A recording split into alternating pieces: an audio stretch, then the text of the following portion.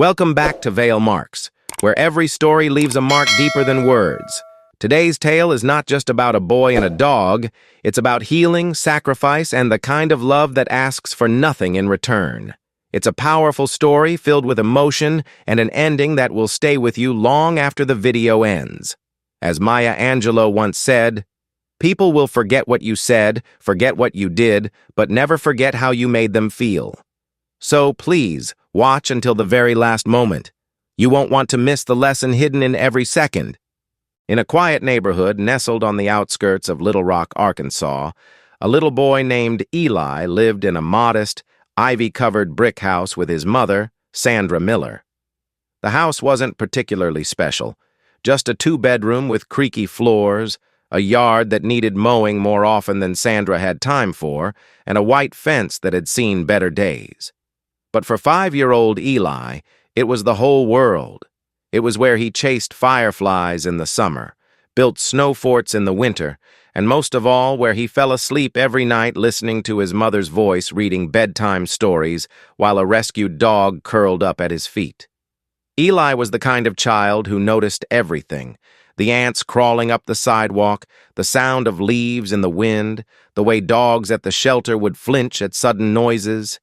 His eyes, big and curious, had a softness to them, a gentleness not every 5-year-old possessed. Perhaps it was because he had already learned that life wasn't always fair. You see, Eli's father, Staff Sergeant Nathaniel Miller, was killed in a training accident at a military base when Eli was just a few months old. He had no memory of his father, only stories. Framed photos of a tall man in uniform, medals on a shelf that collected dust, and the quiet way his mother would sometimes pause while folding laundry, lost in a memory. Sandra, Eli's mother, was a former Army medic who had seen more in her 10 years of service than most people would in a lifetime. After her husband's death, she left the military and became a full-time nurse at a local clinic. But grief has a way of sticking around in unexpected ways. Some nights, even years later, she'd wake up reaching for someone no longer there. She never spoke much about those feelings, but she found her own path to healing, one that involved wagging tails, wet noses, and the occasional stubborn mutt who refused to walk on a leash. Sandra had always loved animals, but after losing Nathaniel, her love for dogs took on a deeper meaning. She started volunteering at a local animal rescue center called Hope Tales, a place where animals with tragic backstories were given another chance. Some had been abandoned, others mistreated, and many were just overlooked for being too old, too big, or the wrong breed. Sandra found peace among them. Something about their quiet resilience mirrored her own, and naturally she brought Eli along. At first, he was just a toddler waddling through the shelter corridors with wide eyes and an even wider smile. But even then, the dogs seemed to respond to him in ways that surprised the staff. Dogs that growled at strangers would lean into his touch. Shy, trembling pups would wag their tails when he passed by. The workers at Hope Tales started calling him the Little Whisperer. As Eli got older, his visits to the shelter became more frequent, more intentional. He didn't just pet the dogs, he learned their names, their quirks, even which corners they liked to nap in. At home, it wasn't uncommon to find Eli curled up with a foster dog in a blanket fort or having long conversations with an elderly golden retriever named Max. He'd ask questions like, "Do you think dogs dream in color?" Or, "Why do some dogs like belly rubs more than treats?" Sandra encouraged every bit of it. She knew that while she had found her way of healing through caring for animals, Eli was building something deeper, a foundation of compassion, of quiet strength, of love without conditions. It wasn't always easy. As a single mom juggling work and volunteer duties, Sandra had her hands full. There were late nights, early mornings, bills that came too fast, and moments of sheer exhaustion. But she never once regretted the life she was building with her son. If anything, she felt pride in the way Eli would gently coax a scared puppy out from under a table, or how he always made sure to save the last piece of toast for the dog they were fostering that week. Eli didn't have a lot of toys. His mother couldn't afford the latest gadgets or trendy clothes, but he never seemed to mind. What mattered most to him were the moments, playing tug-of-war in the backyard, walking beside his mom at the shelter, whispering goodnight to the dogs before bed. Unlike many children his age, he didn't just want to have a dog. He wanted to understand them, to help them feel safe, to be their friend in a world that had too often turned its back on them. There was a box under Eli's bed, a small wooden crate with a broken latch that he guarded like treasure. Inside were handmade drawings of every dog they had fostered, each labeled with a name and a heart. Lucky, Bruno, Tilly, Patch. He remembered them all. Sandra once asked him why he kept the drawings. He replied simply, "So they know someone loved them, even after they leave." That's just who Eli was. And little did he know, one ordinary Saturday morning, during one of their routine visits to Hope Tales, he would meet a dog unlike any other. A dog who didn't just need love, but who, in his own scarred and silent way, would change Eli's life forever. The kind of meeting that only happens once, maybe twice, in a lifetime. A story that would begin not with a bark or a wag, but with a quiet look through metal bars and a connection that didn't need words. And this is where their story begins. It was a rainy Saturday morning when Sandra parked the old Chevy in front of Hope Tales Animal Rescue. The windshield wipers squeaked back and forth, struggling against the steady drizzle. Eli pressed his nose to the window, eyes scanning the building with quiet excitement. He never minded the weather. Rain, sun, snow, none of it mattered when you were about to see the dogs. The shelter was a place of healing, but also of quiet sadness.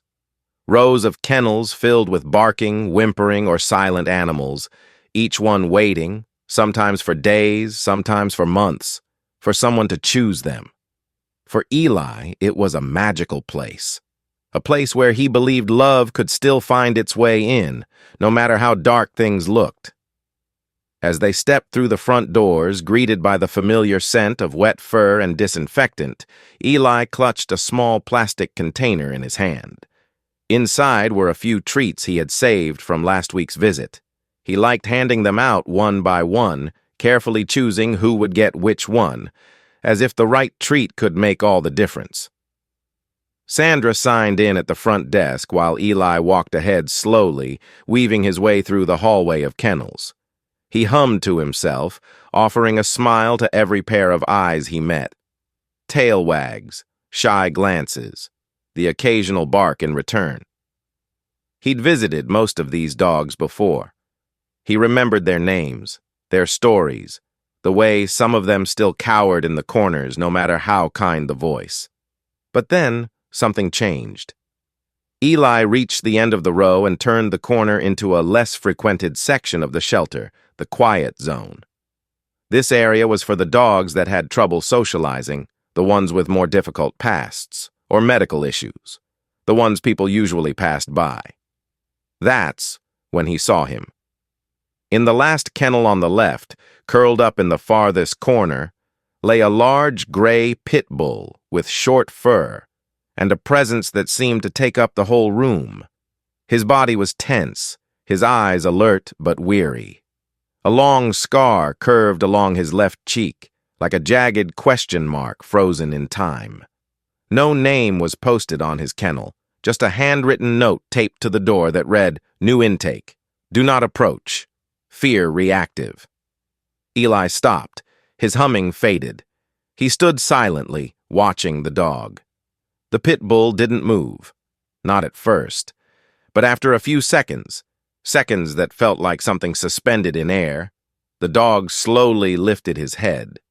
Their eyes met. Eli's breath caught in his throat.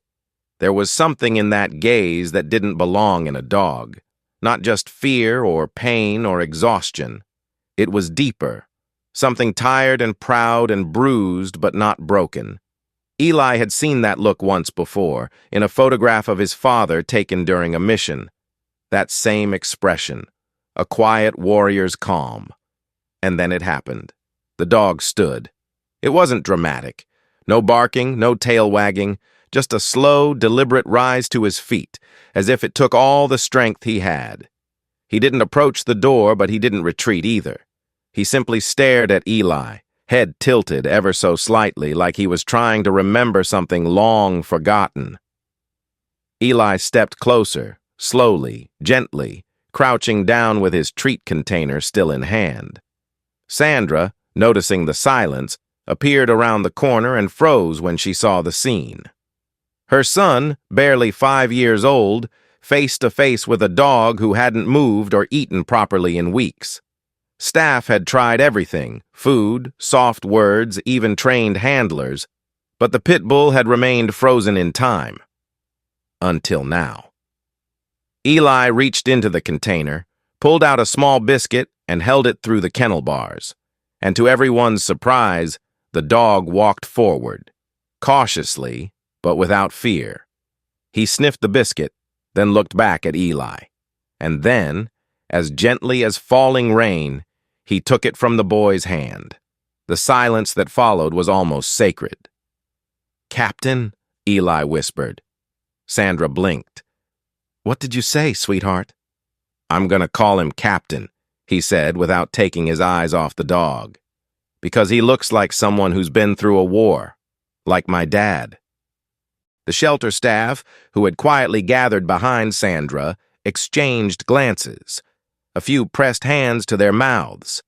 One of the volunteers wiped away a tear. Captain, the name stuck instantly.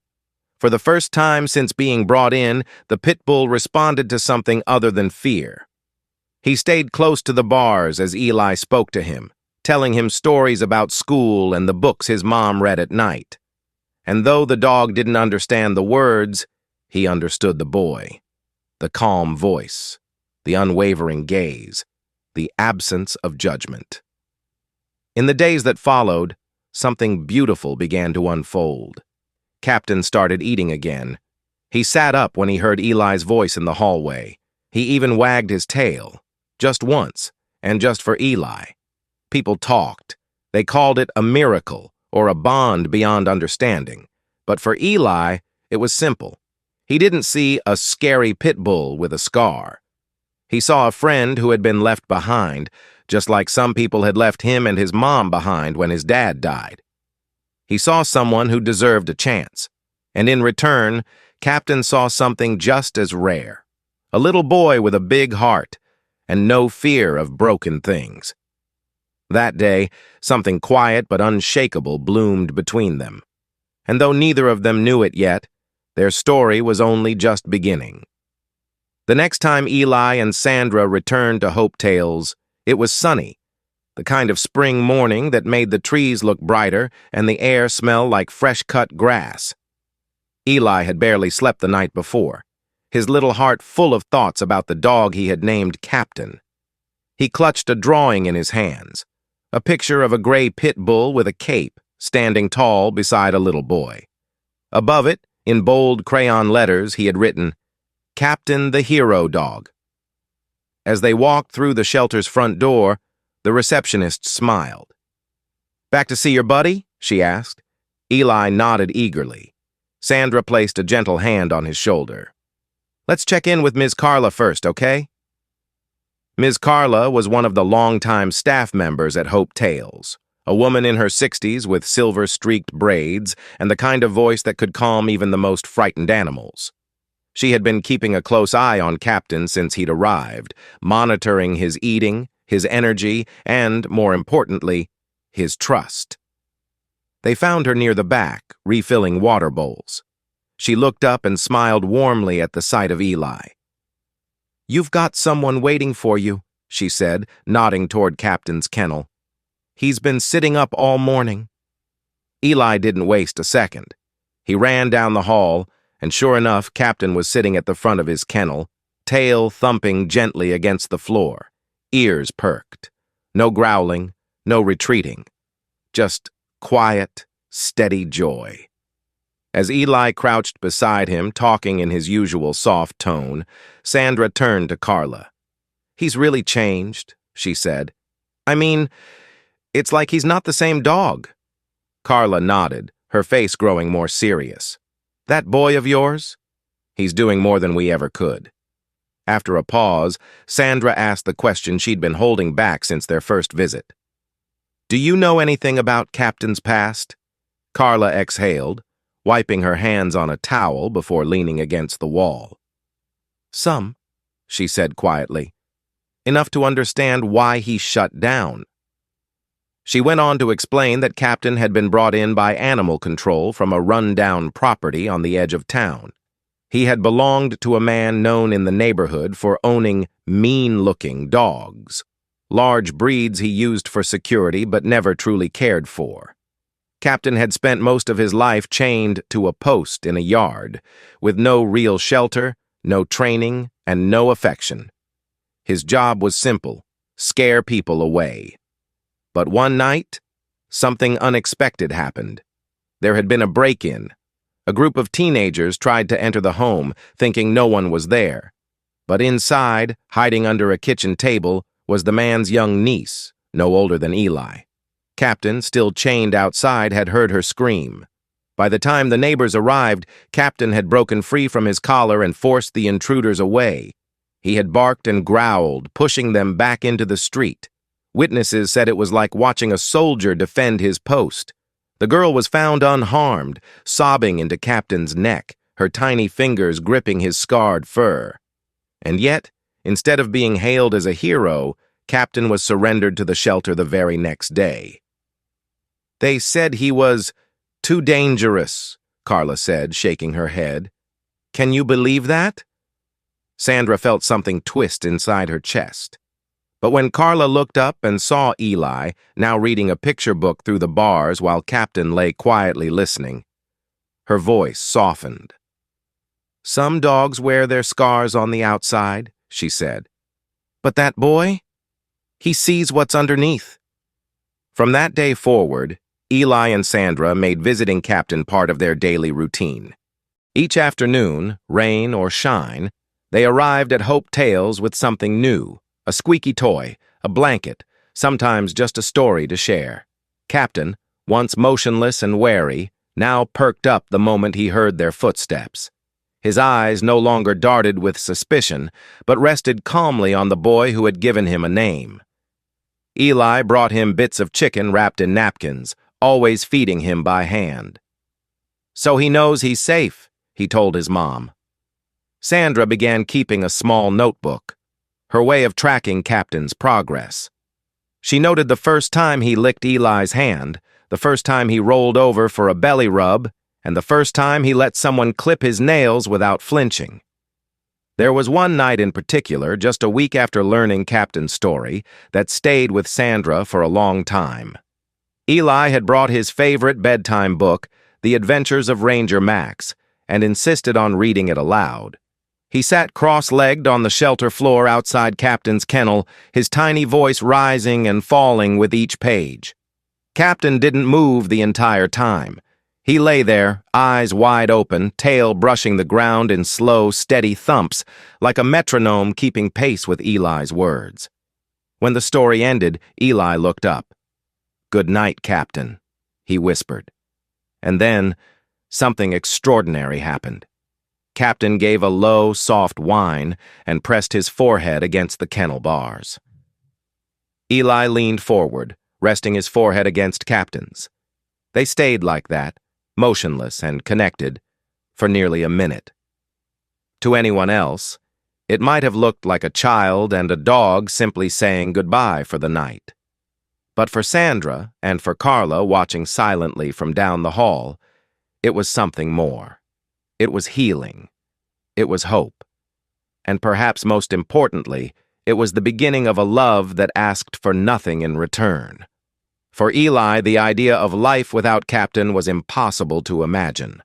Over the days and weeks, the bond between the boy and the once broken dog had blossomed into something no one expected. Captain, who once cowered in the back of his kennel, now sat proudly each afternoon, ears perked the moment Eli's voice echoed down the hallway. His food bowl was never full anymore because he ate everything Eli brought him. He even barked once, a playful bark, the first time Eli tossed him a ball. And though the ball simply rolled past him untouched, the tail wag that followed was proof enough that healing had begun. Eli loved Captain like he had known him his entire life. In a way, he had. The kind of love that exists between two beings who recognize each other's quiet scars runs deeper than most people understand. That's why, one sunny afternoon, as they prepared to leave the shelter, Eli turned to his mother and asked a question that had clearly been sitting on his heart for a long time. "Mom," he said, looking up with those wide, pleading eyes, "can we take Captain home now?" Sandra stopped mid-step. She had known this question would come. Part of her had even rehearsed her answer in the mirror days before, but now, standing in front of her son, with Captain watching from behind the kennel bars, the words felt like sand in her mouth. "Honey?" she began gently, kneeling down so they were eye to eye. "We can't. Not right now." "Why?" His voice cracked, fragile as a thread. Sandra sighed. "Because we're moving soon, remember? Into the new apartment near the hospital?" Eli nodded slowly. He remembered. She'd told him about the staff housing unit, the one closer to work, with lower rent, where they could save more money and maybe one day buy a house of their own. "They don't allow pit bulls there, sweetheart," she said softly. "It's the rules." Eli's face fell. "But Captain's not like other dogs. He's good now. He's brave." "I know, baby. I know he is. But he needs a home." Sandra pulled him close, holding his small body against hers as the first tear slid down his cheek. "I'm so sorry," she whispered into his hair. Captain, sensing something was wrong, pressed himself against the kennel door, letting out a soft, low whimper. Eli pulled away from his mother and ran back, wrapping his arms through the bars around Captain's thick neck. "I don't want to leave you," he sobbed, his voice muffled in the dog's fur. "You're supposed to come home with me." Sandra stood frozen, her heart breaking in slow motion. That night, the house was unusually quiet. Eli didn't ask for a bedtime story. He didn't hum while brushing his teeth. He just went to his room, climbed under the covers, and stared at the ceiling. Sandra stayed up late folding laundry in the kitchen, trying to distract herself from the guilt sitting heavy on her chest. She knew she was doing the right thing, following housing policy, making a financial decision that could set their lives on a better path. But none of that made it easier to look into her son's eyes and say no. A little after midnight, she tiptoed down the hallway to check on him. His door was slightly open. The light from his night lamp spilled across the floor, illuminating a small scene that brought her to a full stop. Eli was kneeling in front of the old dresser that held the picture of his father, the one in uniform, smiling in his crisp fatigues. In front of the frame, Eli had placed his blue piggy bank, the one shaped like a cartoon rocket ship. Its rubber stopper had been pulled out, and a few crumpled dollar bills and coins were scattered neatly on the floor. Sandra stood silently in the doorway, watching as Eli, in his pajamas and bare feet, whispered to the photo. "Daddy," he said, voice small but steady, "I can't bring Captain home, but maybe I can help him find one. A real home, just like ours. I can use my money, okay? You always said heroes take care of others." Sandra pressed a hand to her chest, feeling the air leave her lungs. She didn't speak. She didn't move. She just stood there, bathed in the quiet light, her heart breaking and swelling all at once. In that moment, she saw her son not just as a little boy who loved a dog, but as someone growing into a person who understood the depth of love and sacrifice. Someone who was willing to give away his greatest treasure to make sure someone else had a chance to feel safe. And somehow that made her believe again, in kindness, in second chances, and in the possibility that even the smallest hearts could carry the greatest strength. The next morning, Eli woke up with purpose in his step. There were no tears, no questions, just a quiet determination that took Sandra by surprise. He ate his breakfast without saying much, grabbed his rocket-shaped piggy bank from the dresser, and asked his mom to take him back to the shelter. "All ready?" Sandra asked gently, pouring him orange juice. He nodded. "I have something important to do." She didn't press him. Something in his voice told her that whatever was on his little mind deserved to be heard. When they arrived at Hope Tales, Eli marched in holding his piggy bank like it was a sacred object. The staff, already familiar with his visits, greeted him with smiles, but they paused when they saw his serious expression. "I want to help Captain," he said, standing in front of the front desk, "even if he can't come home with me." Sandra stepped forward. "He'd like to sponsor Captain through your Guardian program." The woman behind the desk blinked. "You mean, as in covering adoption fees?" "Yes," Eli said before his mom could speak again. "All of it. I've been saving for a long time for a superhero toy set, but I think Captain needs something better than toys. He needs a home." The room went still. Carla, the longtime volunteer who'd watched Captain's transformation over the past few weeks, came around the corner just in time to hear the last part. She looked down at the little boy holding out his life savings like it was the most natural thing in the world.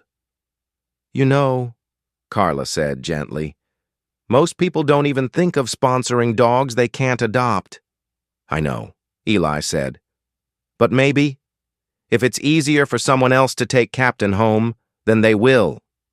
Sandra could hardly swallow the lump rising in her throat. With Carla's help, Eli poured every last dollar, every nickel, and even a few foreign coins he'd once gotten in change, into a small donation box. The staff promised to earmark every cent for Captain's adoption fees, vet checkups, and a care package that would follow him to his forever home. But Eli wasn't done. That afternoon, sitting at the shelter's front table with crayons, lined paper, and a juice box by his side, Eli began to write. It wasn't perfect grammar. His spelling had a few creative interpretations. But the heart behind it, the pure, unwavering heart of a 5-year-old, shone through every word. The letter read, "Dear nice people, my name is Eli. I am 5 years old, and my best friend is a dog named Captain. He is big and gray and has a scar on his face, but he is not scary. He is brave. He saved a girl from bad people and still got left behind. I love him a lot, but I can't take him home because of rules. But you can. If you have space in your house and in your heart, please think about Captain. He listens when I read to him, and he likes chicken. I gave him all my money so he can go to a real home. Please give him love. Love, Eli, Captain's friend." Carla read it aloud to the team later that day, and by the end, there wasn't a dry eye in the room. With Sandra's permission, they posted the letter and a photo of Eli hugging Captain to Hope Tales' website and social media accounts. They thought maybe a few regular followers might share it, maybe someone local would come forward. They underestimated the world. Within 24 hours, the post had been shared over 10,000 times. People from all over the country began commenting, tagging friends, and sending messages of support. Some offered to donate more money. Others sent words of encouragement for Eli. And many asked about Captain. "Is he still available? Can I meet him? Can we send him treats?" A news crew from a local station picked up the story and aired a 2-minute segment titled, "The Littlest Hero, a Boy, His Dog, and the Gift of Love." Sandra watched the piece in awe, sitting beside Eli on their living room couch as he nibbled quietly on apple slices. "Why do you think so many people care?" he asked her, not looking away from the screen. "Because love is brave," she said, brushing a curl from his forehead. "And so are you." At Hope Tales, the phone rang non-stop. Staff had to start a wait list of people interested in adopting Captain. Suddenly, a dog who had once cowered in shadows had become a symbol of hope. Thanks to a little boy who didn't care what the world thought of a scarred Pitbull. He just saw a hero. Captain didn't understand the buzz, of course. He just knew that Eli still came to visit, still read stories, and still slipped him pieces of chicken when no one was looking. But something had changed. This time, Captain's eyes weren't full of fear. They were full of trust, and perhaps even something more. Expectation. Because somewhere deep inside, Captain knew his forever was getting closer. All because of one small boy, one big heart, and one extraordinary act of kindness. The sun was just beginning to rise over Little Rock when Carla's phone rang at the front desk of Hope Tales. It was barely 7 a.m., but something in the caller's voice pulled her fully awake. The man on the other end spoke slowly, with a deep rasp that hinted at both age and experience. "I saw the boy's letter," he said. "The one about the dog named Captain." Carla smiled softly. "Yes, that story's reached a lot of hearts." There was a short pause. "I think it reached mine, too," the man said. "My name's Tom Granger. I was a sergeant first class in the Army. Retired now? Well, semi-retired. I walk with a cane and sleep light. Took a bullet near the spine a few years back. Things haven't been the same since." Carla listened quietly, her fingers hovering over the keyboard. "I've been looking for something," Tom continued. "Or maybe someone. I think maybe that dog's been looking too." By noon, Tom Granger had driven nearly 2 hours from his small rural town to the shelter, wearing an old army jacket with faded patches and a cap that had clearly seen more sun than shade. He walked with a slight limp, using a wooden cane carved with initials, N.G., his late wife's. The staff welcomed him with cautious optimism.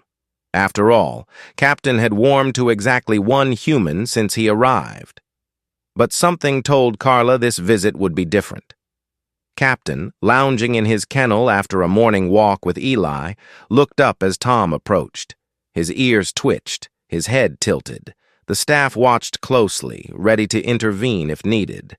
But Captain didn't retreat. Instead, the Pitbull stood, just like he had the first time he saw Eli. He walked to the front of the kennel and stared at Tom.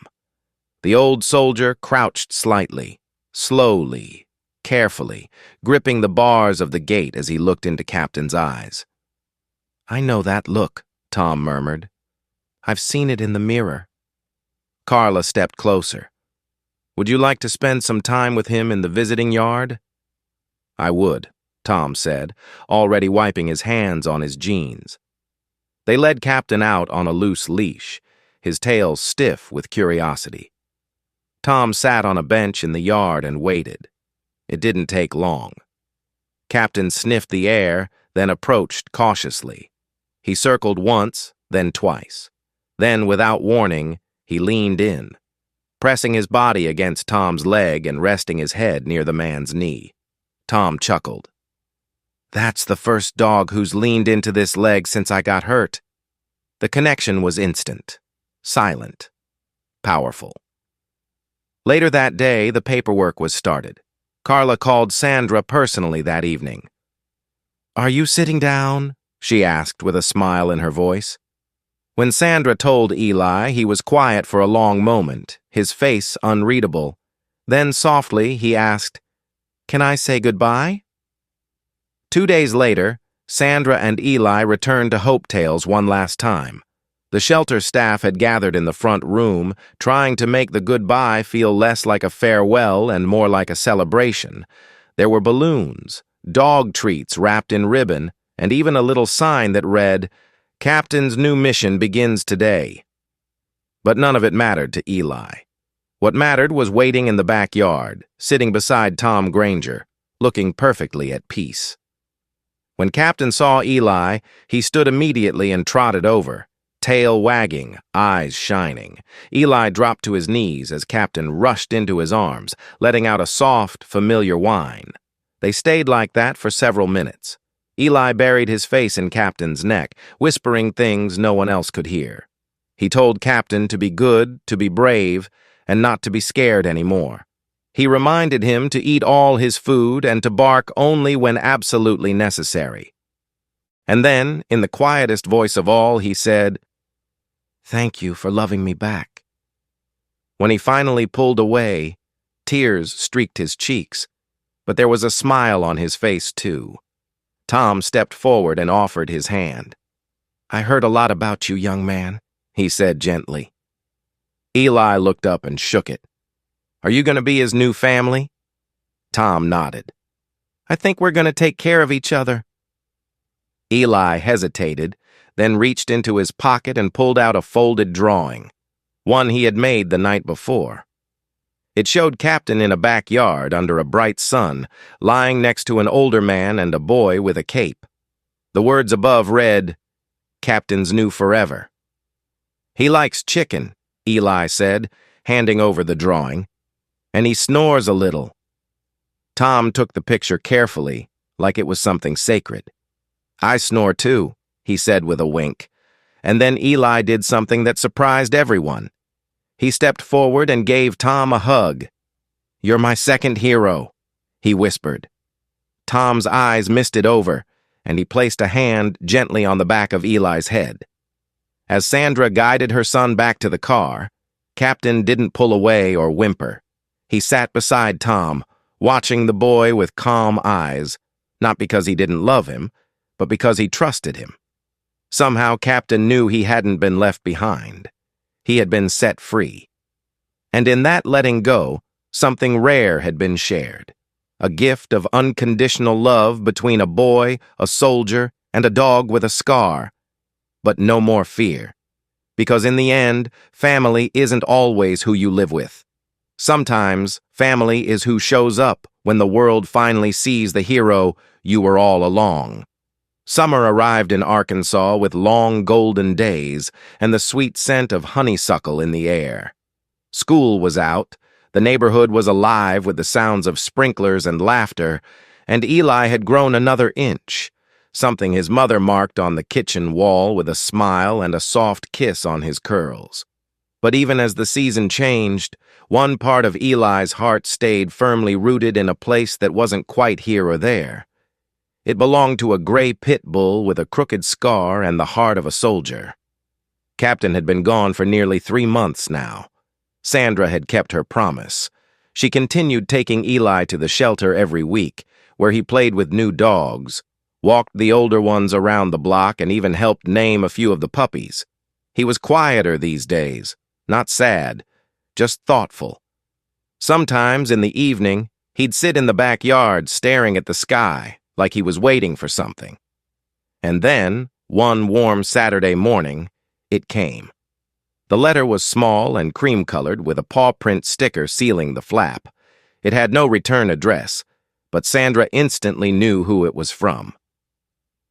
"Eli," she called softly, walking to the back porch where he was sketching in his notebook. "You got something in the mail." He looked up, curious, and when he saw the envelope, his eyes widened. He took it carefully, almost reverently, and peeled the sticker back with trembling fingers. Inside was a folded card and a photo. The picture came first.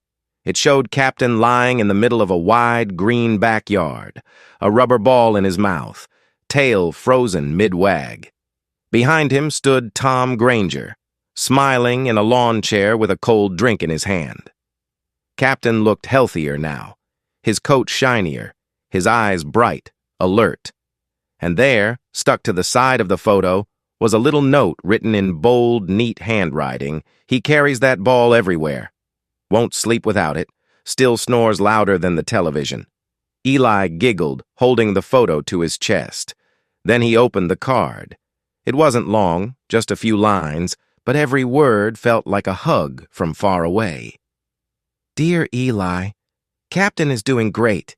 He's got his own yard, his own bed, and more toys than he knows what to do with. But I think you'll be glad to know he still sleeps by the door every night like he's guarding something important. Sometimes when the stars come out, he looks up at the sky and lets out the softest howl. Just once, like he's saying goodnight to someone special. I think he's talking to you. Thank you for saving us both. Your friend, Tom, and Captain. By the time Eli reached the end, Sandra had quietly sat down beside him, wrapping an arm around his small shoulders. "He still remembers me, Mom," Eli said, his voice catching just a little. "Of course he does," she whispered, kissing his temple. "He'll always remember you." Eli looked down at the photo again, running his finger over Captain's face. "I miss him," he admitted. "I know. But I'm happy," he added. "I'm really happy he has you-know-who now." Sandra smiled. "His second hero?" Eli nodded. "Yep." They sat there for a while, watching the breeze play through the trees. The sun was beginning its slow descent, casting everything in a soft amber glow. The kind of light that makes everything feel just a little bit more magical. After a while, Eli turned to his mom with a sudden brightness in his eyes. "Do you think we could save another one?" Sandra blinked. "Another dog?" "Yeah," Eli said. "Maybe one that's scared like Captain was, or old, or not cute enough for other people. I want to help another one find their forever." Sandra didn't answer right away. Instead, she stood up, walked into the house, and returned with her keys and a knowing smile. "Get your shoes on," she said. "I think Hopetail still has a few waiting." Eli's face lit up. He grabbed his little backpack, still stuffed with crayons, a juice box, and a couple of dog treats, and raced to the door. As they drove toward the shelter, Sandra glanced at him in the rearview mirror. He was holding the photo again, quietly humming a song to himself. And she realized then that her son hadn't just said goodbye to a dog. He had said yes to something greater, to kindness, to courage, to letting go when it was right and stepping up when no one else would. That evening, as the sun dipped below the horizon and painted the sky in streaks of orange and violet, Eli stood in front of a new kennel, looking into the uncertain eyes of a shy, trembling mutt with oversized ears and a limp in his hind leg. "Hi," he whispered gently. "My name's Eli. I think you and me are going to be great friends." From the hallway, Sandra watched silently, her hand resting on her heart. Because in a world that often rushes past pain and forgets the forgotten, her son had chosen to stop, to kneel, and to see.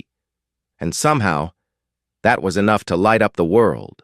One dog, one heart at a time. And just like that, we come to the end of Eli and Captain's story. But really, this is only the beginning.